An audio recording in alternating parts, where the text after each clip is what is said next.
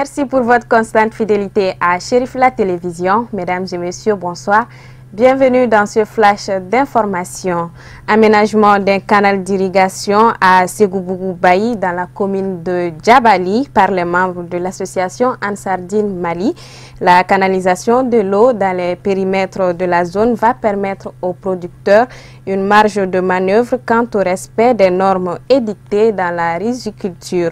C'était ce mardi 4 juillet pour un coût global de 30 millions de francs CFA. Mokhtar Bagayogo, Ibrahim Koulibaly. Le travail qui a été abattu par l'équipe de Chérif Madane Aïdara a été vraiment apprécié de tout le monde. C'est-à-dire que peut-être il faut des partenaires privés du genre de Chérif pour pouvoir faire des travaux du genre. Chérif est une chance pour le Mali, une véritable chance pour le Mali. Parce que des initiatives du genre, si tous les privés, tous les leaders de son genre faisaient des œuvres du genre à l'office, peut-être on aurait eu déjà des superficies d'une quantité incommensurable. Ce qu'il a fait au niveau de la zone du Kourmari restera en lettres d'or dans les annales, parce que ça a été un travail bien fait et ça a été apprécié par la population. Bon, l'équipe aussi qu'il a amenée sur le terrain ont vraiment travaillé à hauteur de souhait. Vraiment, nous, en tout cas ici, au niveau des villages riverains et tout ce qui s'ensuit, tout le monde a apprécié le travail, surtout aussi le temps record pendant lequel le travail a été fait. Bon, on ne peut que s'en féliciter et le remercier, lui et son équipe, pour ce qu'ils ont eu à faire. Et on souhaite qu'il soit vraiment imité par d'autres leaders du genre, parce que le Mali en a beaucoup besoin. Le Mali a besoin des apports du privé du genre. Je l'ai dit et je vais le répéter, Chérif est une chance. Je crois qu'on doit le soutenir dans ses œuvres, que ce soit au niveau de... Maintenant, c'est l'agriculture. Sinon, Chérif avait commencé déjà dans le traitement. Et je pense que nous ne pourrons que le remercier. Et si on passe toute la journée à parler, on risque de se répéter. Mais ce qui est sûr, c'est que c'est une chance pour le Mali. Et moi, je le souhaite bon vent. Dans la foulée de la réforme constitutionnelle, la Cour constitutionnelle a rendu un arrêt qui renvoie le projet de texte à l'Assemblée nationale pour une seconde lecture. À ce propos, nous avons pu recueillir quelques impressions. Abdul Karim Sako, Baba Keïta. Le verdict il a été rendu hier. Donc le projet de texte n'a pas été déclaré contraire à la Constitution, tel que formulaient dans leur grief les opposants, mais la Cour constitutionnelle a décidé de demander des propositions à certaines dispositions des articles que le gouvernement avait décidé de mettre dans ce projet de réforme. Donc ce qui renvoie naturellement le projet de réforme, le projet de loi à une seconde lecture.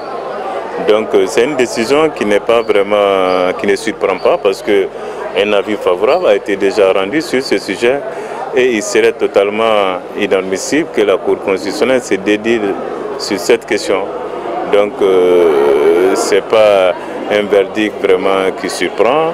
On s'attendait du tout à ça, à ce que la Cour constitutionnelle entérine déjà l'avis qu'il a déjà rendu sur ce sujet, en déclarant notamment cette réforme conforme à la Constitution.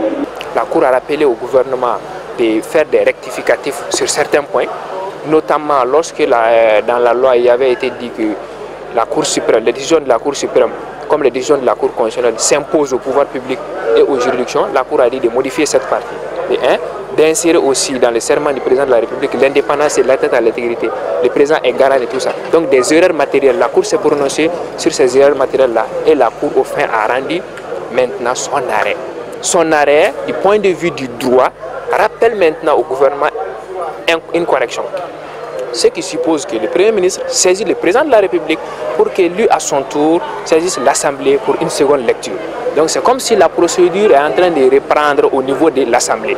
On va voir ce que ça va donner à l'Assemblée. Cette réforme aura bel et bien lieu selon les intentions du gouvernement, mais ça va ralentir un peu le renvoi à une seconde lecture, ça va ralentir un peu le processus de révision constitutionnelle, parce que l'Assemblée nationale sera de nouveau convoquée pour statuer sur cette question, donc ce qui va ralentir le processus.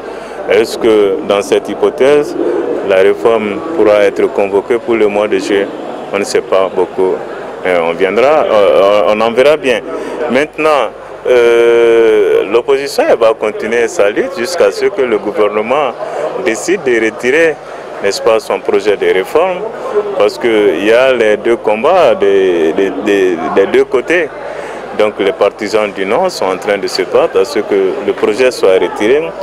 Les partisans du oui qui sont en train de se battre à ce que le projet passe. On verra bien ce que ça va donner. Le 29e sommet de la conférence des chefs d'État et de gouvernement de l'Union africaine, qui s'est tenu les 3 et 4 juillet dernier à Addis Abeba, s'est achevé. Les leaders africains se sont penchés sur des questions telles que la jeunesse et l'autofinancement de l'organisation africaine. Une initiative bien accueillie par bon nombre de Maliens. Ils sont au micro d'Abdul Karim Sako. Ce que je voudrais dire, c'est que la prise en charge financière de l'Union africaine, ou l'autonomie financière même de l'Union africaine, c'est une initiative salutaire qui a été initiée au sommet de l'Union africaine. C'est juste dire que rien ne vaut l'indépendance, parce que nous avons constaté depuis la décolonisation, depuis les années 60, l'Afrique est à présent colonisée économiquement. Pourquoi? Parce que nos ressources ne sont pas exploitées à fond par l'Afrique. Pourquoi? Parce qu'il y a ce que l'on appelle cette main invisible de l'Occident qui existe. Mais il est à dire que lorsque nous parvenons également à mettre les jalons d'un développement, on doit également avoir les propres ressources. Mais les propres ressources existent en Afrique. Ça existe en Afrique parce qu'en termes de ressources minières, l'Afrique est très riche. En termes également d'intelligentsia, l'Afrique a également beaucoup d'hommes intelligents qui peuvent également développer. La preuve en est que si vous voyez que les guerres sévissent en Afrique, ce n'est pas pour autre chose, c'est pour ralentir un tout petit peu le développement de l'Afrique. À travers quoi? À travers l'élimination des hommes valables. Les moyens, ça se donne, ça se crée. Et je dirais d'abord que l'Union africaine est une excellente idée. Il faut qu'elle se concrétise davantage. Nous sommes sortis de la colonisation classique. Il faut aussi que nous sortons de la colonisation moderne. Autrement dit, il faut une indépendance, une autonomie financière. Nous avons énormément de ressources. Vous vous posez la question, est-ce que l'Union a les moyens de sa politique? Les moyens, nous les avons. Il faut savoir les exploiter. L'Afrique à elle seule a plus de 33% des ressources minières du monde entier dans notre sol. Donc nous avons les moyens, il faut savoir les mettre en œuvre. Nous pouvons vraiment mettre en œuvre ces moyens. Le plus grand problème de l'Afrique, ce n'est pas que nous sommes pauvres, nous sommes extrêmement riches. Il faut bien utiliser nos ressources, il faut bien les exploiter et les mettre au profit du peuple africain, je dirais, des populations africaines. Par la bonne gouvernance, donc la lutte contre la corruption, et nous connaissons un peu comment nos États sont gérés en Afrique. Et l'Union africaine fait énormément d'efforts. La création du Conseil de paix et de sécurité de l'Union africaine est une victoire, on peut le dire, c'est une originalité. Mais là aussi, il faut vraiment que l'Union africaine utilise les ressources dont elle dispose, que l'Union africaine, si je reprends un de nos présidents africains, il faut que l'Union africaine coupe le cordon ombilical avec certains États étrangers dont je ne vais pas citer le nom. Avant de boucler cette édition, Kafouné Bacheli nous fait le tour d'horizon de l'actualité africaine. C'est tout de suite en bref et en images.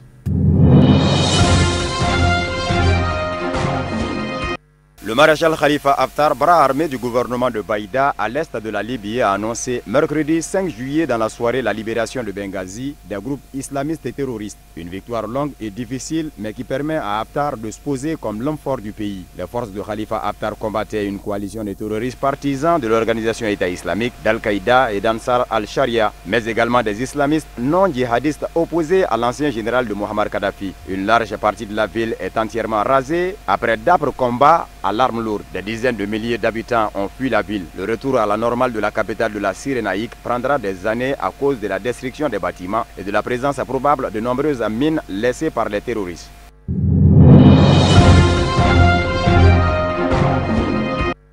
Au Rwanda, alors que la commission électorale doit annoncer ce vendredi la liste définitive des candidats à la présidentielle du 4 août, Paul Kagame a accusé la communauté diplomatique de s'ingérer dans le processus électoral. Le président rwandais a tenu ses propos mardi soir lors d'une interview télévisée. Une réaction après plusieurs tweets de diplomates occidentaux publiés après l'annonce de la semaine dernière par la commission électorale rwandaise, la NEC, de la liste provisoire des candidats à la présidentielle. Dans cette liste, seuls 2 candidats apparaissent, le président Paul Kagame et Frank Habineza, le président du Parti démocratique vert. La NEC avait estimé que les dossiers des 4 candidats indépendants ne satisfaisaient pas aux exigences requises. La semaine dernière, la NEC avait refusé les dossiers de tous les candidats indépendants, assurant pour 3 d'entre eux qu'une partie des signatures de citoyens qu'ils avaient récoltées n'était pas réglementaire. Une décision qui avait provoqué l'incompréhension des concernés. Ces derniers ont jusqu'à ce jeudi pour de nouveau déposer le dossier à la commission électorale.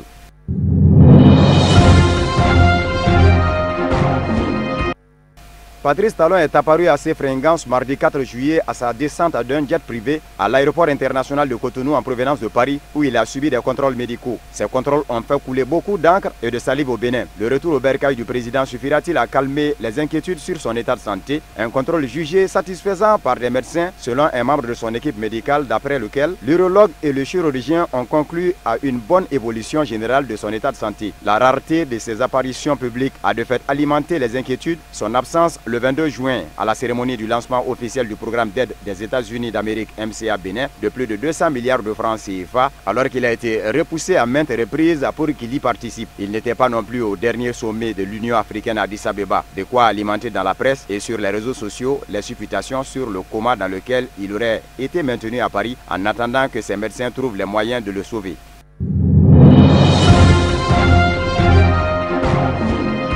En avril, la justice française a ouvert une enquête sur d'éventuels crimes contre l'humanité perpétrés lors de violences qui ont suivi la victoire d'Ali Bongo à la présidentielle en 2016. Dans un communiqué publié daté du 4 juillet, le gouvernement gabonais dénonce l'aventure ambiguë dans laquelle se lancent les avocats français soucieux de maintenir un climat permanent de tension au Gabon et de nuire aux relations entre la France et le Gabon. En septembre 2016, un franco-gabonais a déposé une plainte pour arrestation et détention arbitraire en bande organisée, torture, tentative d'assassinat et crimes contre l'humanité. Le plaignant, qui a préféré garder l'anonymat, assure avoir été arrêté la nuit du 31 août au 1er septembre au QG de Jamping, l'opposant au chef d'État sortant. Mais selon les autorités gabonaises, aucun tribunal sérieux ne peut faire proposer de telles actions. Le gouvernement gabonais estime également que l'égalité souveraine des États interdit à un État de juger un autre État ou de juger les dirigeants d'un autre État.